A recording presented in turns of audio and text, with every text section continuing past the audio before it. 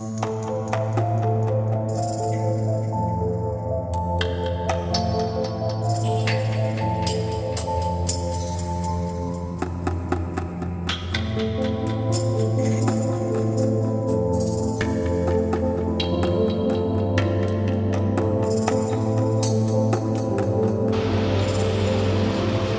now that we got everything cleaned up pretty decently, or dusted I suppose, basically we're going to be tearing these down, getting them ready and modified to mount the Galant VR4 rotors on these base spindles.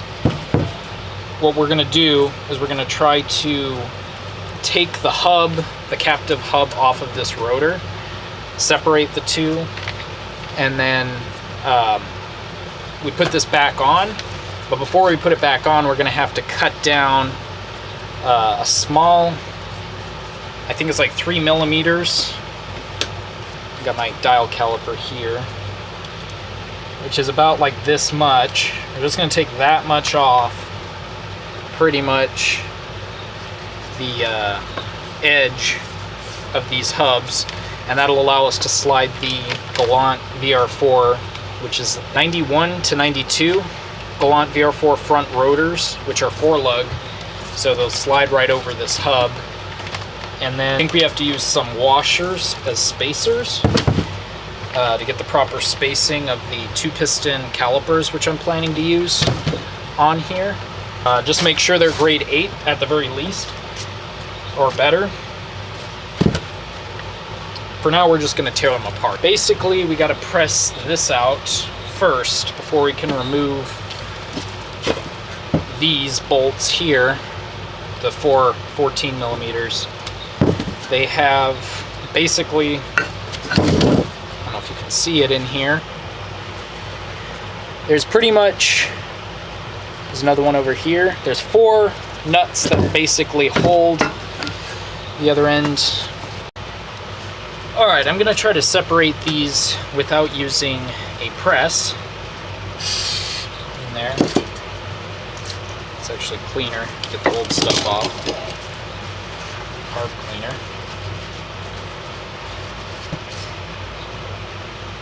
Hopefully soak in there. Safety glasses and hearing protection and fresh pair of gloves. It's a 3-pound hammer. I'm going to see if I can use these adapters.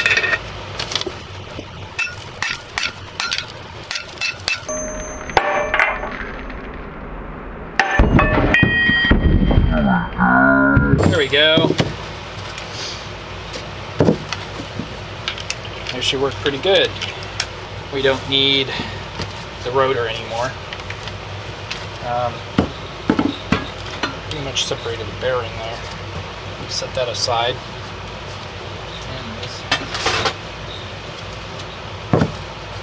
We're gonna pound this one out now. Didn't really take too much carb cleaner, just to get some of the old grease off.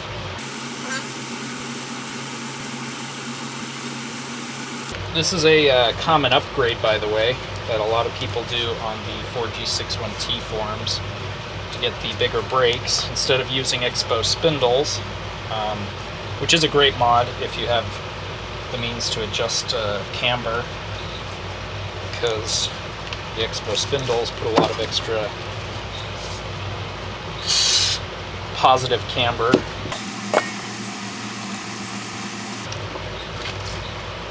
So PB blaster. Excuse that, but put this in center there. I use my 3-pound hammer again. Just lifting this up.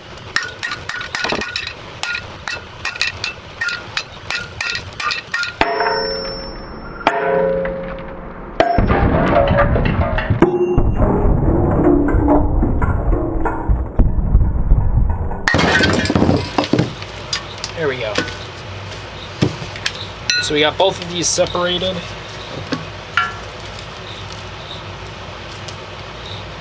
Clean these out a bit. We're going to remove the 4 bolts, 14 millimeter bolts, nuts that are on here. But before we do, it's always a good idea to put some of the penetrating oil on the rusty fasteners.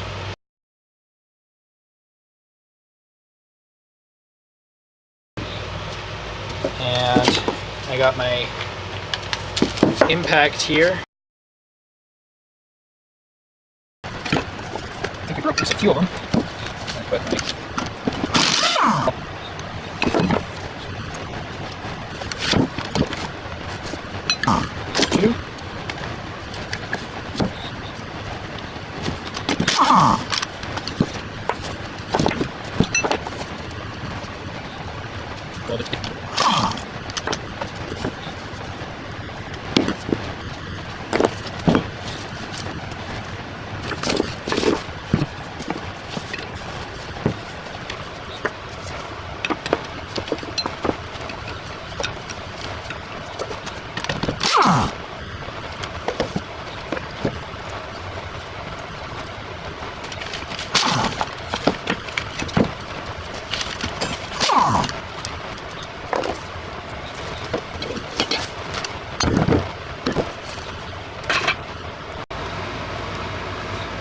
These are the stock rotors, pretty much being dwarfed by this giant Galant VR4 rotor.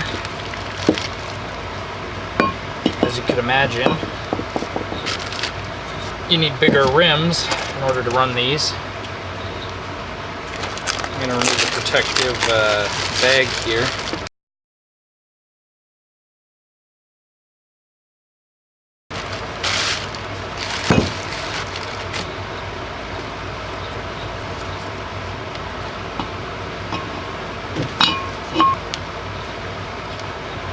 It's just barely the outside of this thing that you need to remove right here.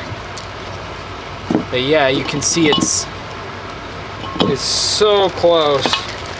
Unmodified, you'd only have barely that much lug stud, and that's just not gonna work.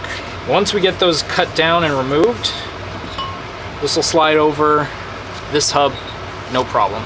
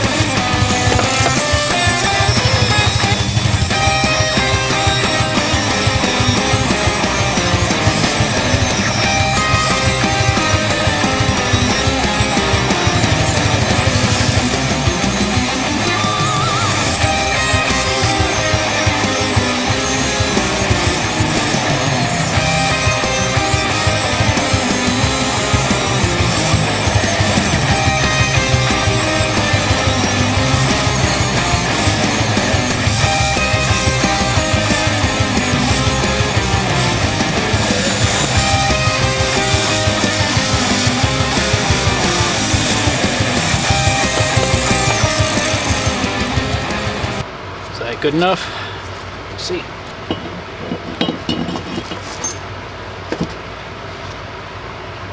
Take a small amount off of there.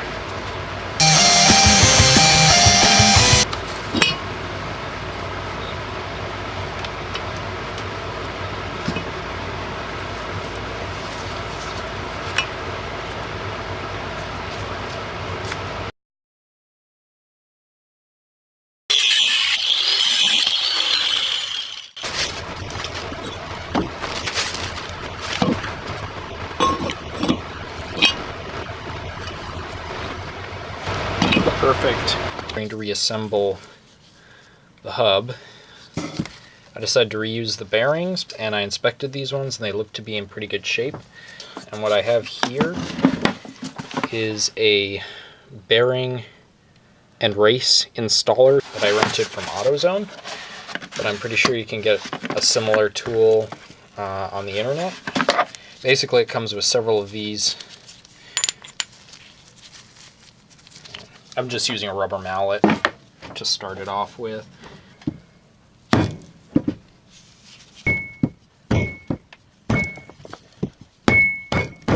that sort of started it. I guess I'll put this on a press, and when you do put this on a press, make sure that you're not applying the pressure to the lug studs, because you don't want these to pop out. Basically I'm applying force to the center there. Okay.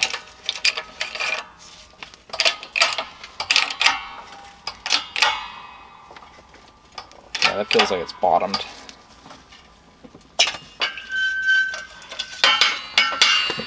Put some grease on the seal. I'm gonna pretty much reuse these seals too because I didn't damage them when I removed them.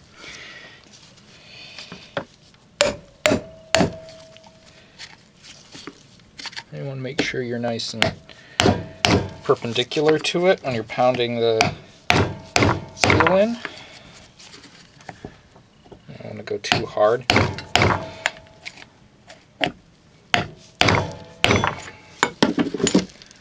I'd say that's pretty even. This is extra heavy duty grease from Lucas. But yeah, this one's ready to go. I'm not running the dust shields on these because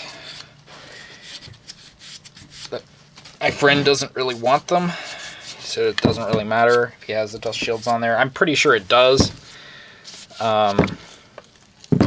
But I have been running one of my cars without dust shields and I haven't had any issues, but the factory put these on for a reason, so honestly I would recommend that if you guys do this, try to reincorporate your dust shields.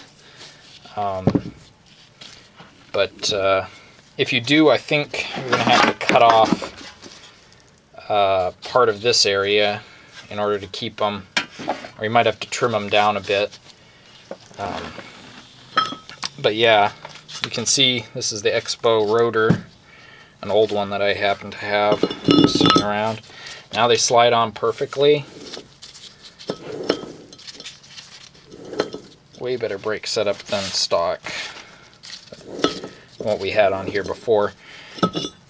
You could still use, obviously, these if you wanted to.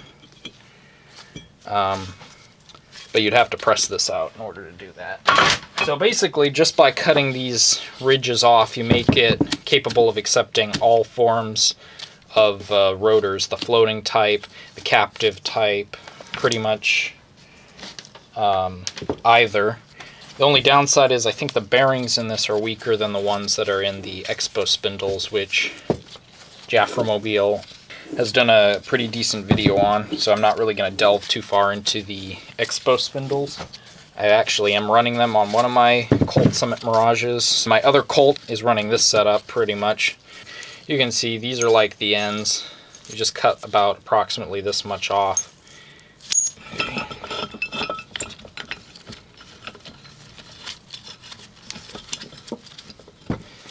You can see right here where the caliper bracket is crashing into the rotor. You want to have the pads and everything set up to where the rotor isn't going to crash into the the mounting bracket here, whatever you decide to use, be somewhere around approximately 6 millimeters. And I'm pretty sure we're going to have the same issue running the 3000 GT calipers, the non-turbo 3000 GT 2-piston calipers. The turbo 3000 GT calipers are way bigger, and you probably need to run a bracket sorts. So I think we've proven without a doubt that you could use expo rotors